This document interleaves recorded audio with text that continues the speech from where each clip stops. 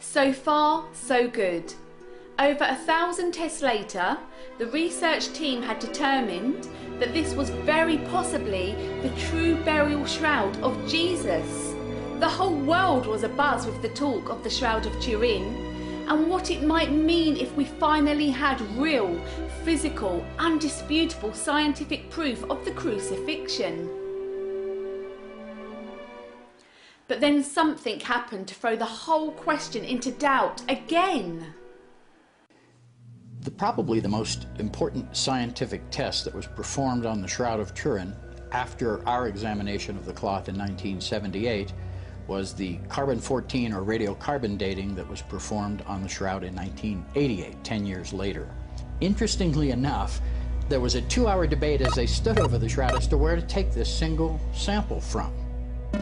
And ultimately, it was decided to take it from a corner of the shroud, far away from the image and the other bloodstains and things on the shroud, but not far from a water stain and a scorch, but down in this corner, right next to an existing seam, so it would appear that this was authentic Shroud of Turin.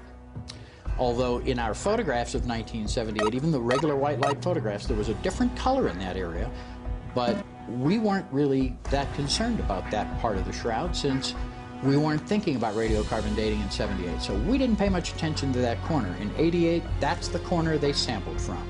They took a piece, they cut it into thirds, and each was distributed to the 3 laboratories that remained involved in the testing here. So they took their sample, they did their testing, they came out with their results, which was a medieval date, 1260 to 1390, I believe, and they, with much fanfare, went up on the television and media, and the world headlines were "Shroud is a fake."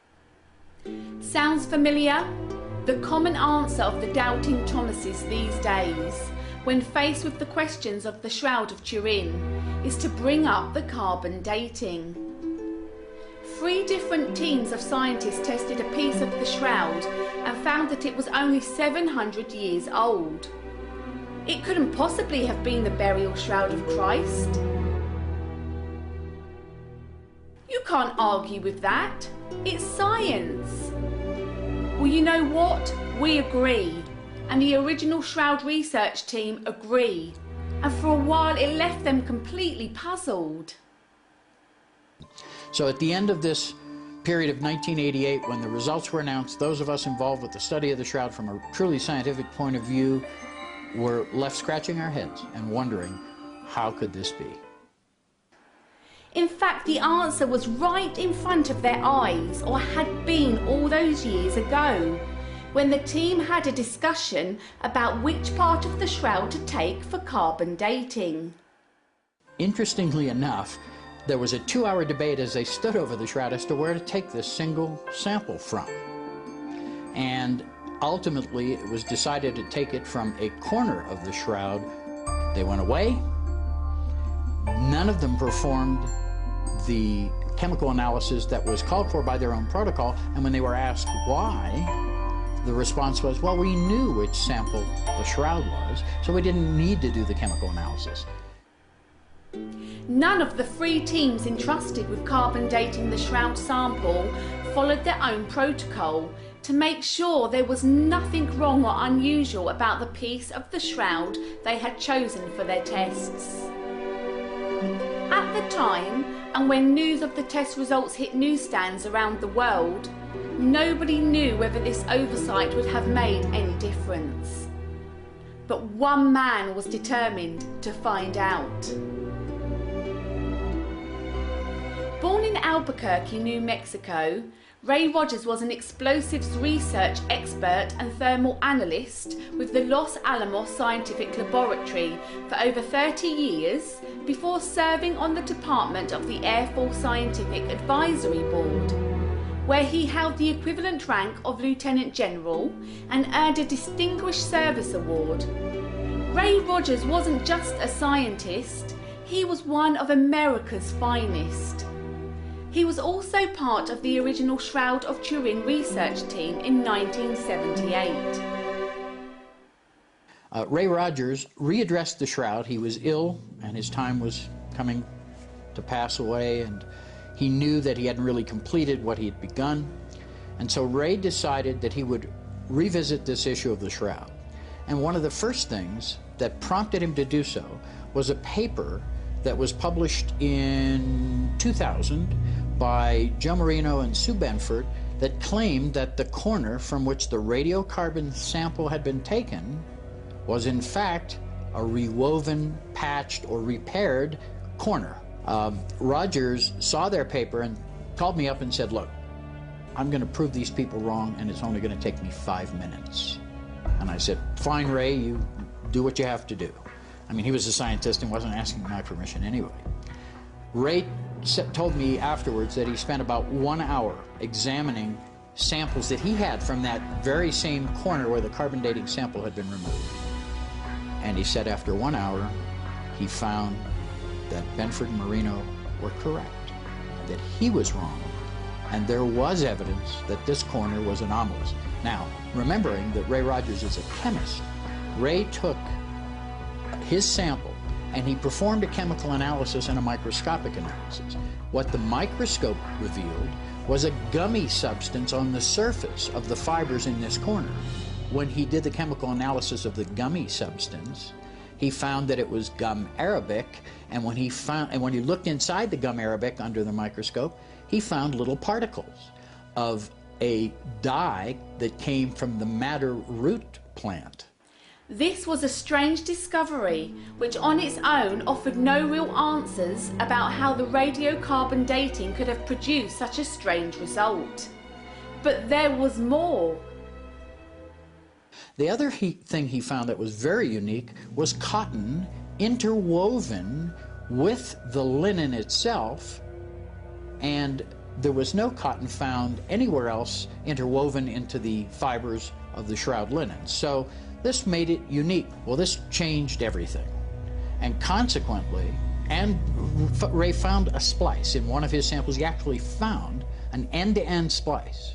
And so this is not found in the rest of the Shroud. One can look at the transmitted light photographs that I made, light passing through the Shroud, and in many places you can see where at the end of a piece of yarn, a hank of yarn, when they had to attach a new hank of yarn, they just laid one literally right on top of the other and slammed down the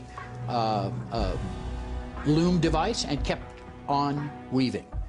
There were no splices found elsewhere in the Shroud, but there is a splice in this corner. Now, to be certain that he was correct, because Ray was a really empirical scientist, Ray Rogers obtained a reserve piece of the actual sample cut for radiocarbon dating back in 1988 from the Turin authorities. So he obtained this sample and he performed the same chemical analysis on this and found exactly the same thing. So we now know that this sample, this corner of the Shroud, is anomalous and is not the same as the rest of the Shroud. Remember that when Ray Rogers decided to undertake this new test, he didn't believe that the corner of the Shroud could have been rewoven or in any way tampered with. The people who were suggesting as much, their theory was ridiculous, he said. They weren't scientists, he said. He was going to prove them wrong in 5 minutes, he said. Instead, it took Ray Rogers just 5 minutes to undermine the single biggest doubt cast upon the authenticity of the Shroud. Now, this is extremely important, obviously, from a radiocarbon dating point of view, because if there's a rewoven section that was done somewhere in medieval times, well then, by all means, that would yield a different radiocarbon date than some of the Shroud that was not manipulated elsewhere on the cloth. So had more than one sample been taken, perhaps we would have had some indication right away that there was a discrepancy between this corner and the rest of the cloth, but because that was the only sample taken, everybody drew their conclusions virtually from a single sample. And although 3 different labs tested it, they all tested the same sample, so it was really only one test done 3 times, not 3 different tests, because they all used the same AMS radiocarbon dating technique. It's important to keep in mind the backgrounds of Ray Rogers and Barry Schwartz. Ray, one of the world's top chemists, a skeptic who refused to believe until he carried out an experiment for himself that the radiocarbon dating could have been flawed. Barry, also a skeptic when he joined the Shroud research team, a Jewish man investigating a Christian relic. These guys placed their absolute faith in science and in facts, and spoke only the truth as they saw it with their own eyes. They had no hidden agendas. But were there others involved in the Shroud research who did have their own agendas? It's an interesting question. Those who speak on their own authority are trying to gain glory for themselves. But he who wants glory for the one who sent him is honest, and there is nothing false in him.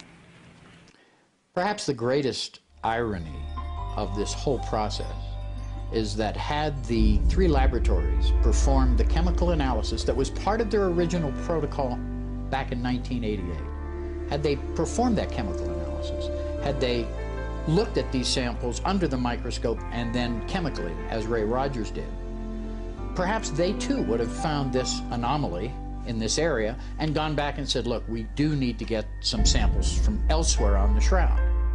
But that's not what happened. What happened was they were satisfied with the single sample, they didn't perform the chemical analysis, and considering that this was claimed to be a blind study, meaning that they weren't supposed to know which samples were which, yet by their own admission, they stated that they didn't do the chemical analysis because they knew which samples were the Shroud. So somehow there's a discrepancy that I won't go into. Now, when we think about it, all that Rogers really did was finish what they had started by getting a reserve portion of the same sample that had been cut. By performing both the microscopic and chemical analysis, Rogers was able to determine that this area of the Shroud of Turin was different from the rest of the cloth. Now, that's significant because in essence, what was tested was an area that had been repaired, rewoven, patched, whatever words you want to use. But that brings me to the subject of the visible detection of this, because some of the authorities in Turin continue to insist that Ray Rogers is wrong and this is impossible because they don't see a repair. Well, that is a very valid point, because usually when something's rewoven, if you look on the backside, you'll see threads sticking out. In other words, we only, in modern day reweaving, repair the side that is to be viewed, the outside of your trousers. When you burn a hole in them and you get them rewoven, the outside looks perfect and you can't find it, but on the inside you can see where the repair was made. Well, interestingly enough, in the 15 and 1600s, the French had perfected something that they called invisible reweaving. Now, when this first was mentioned by Benford and Marino, most people just sort of waved their hands and said, please, if this was there, we would have seen this by now. Well, Benford and Marino quoted from a reference, one of their references was a book written by one of the curators of the Metropolitan Museum of Art, a textile expert in his own right, and he devoted 2 entire chapters to French invisible reweaving. And it was perfected in the French court at the same time that the Shroud was documented to be in France. And secondly, according to the expert, this type of reweaving is so perfect, and they had perfected it on both sides of the woven cloth, that the only way one could detect this would be with a microscope and to know exactly what to look for and where to look for it, or otherwise it would remain invisible. It's that good. Well, it's very hard for skeptics to believe that such a technique could be even in existence, especially in medieval times. And yet, there is absolute scientific evidence to the fact that this technique was performed, and the Shroud was, in fact, in France at this very same time. So there seems to be a correlation that obviously, if there is a repair and the Shroud was in France, what better object than the Shroud of Turin would the King of France or the French court choose to use this spectacular technique on than this cloth purported to be a relic of Jesus? Ray Rogers had not only blown a hole in the carbon dating evidence, frequently used by doubters to discredit the Shroud. The only piece of hard scientific evidence, in fact, to cast any serious doubts on its authenticity. But he had also enlisted the help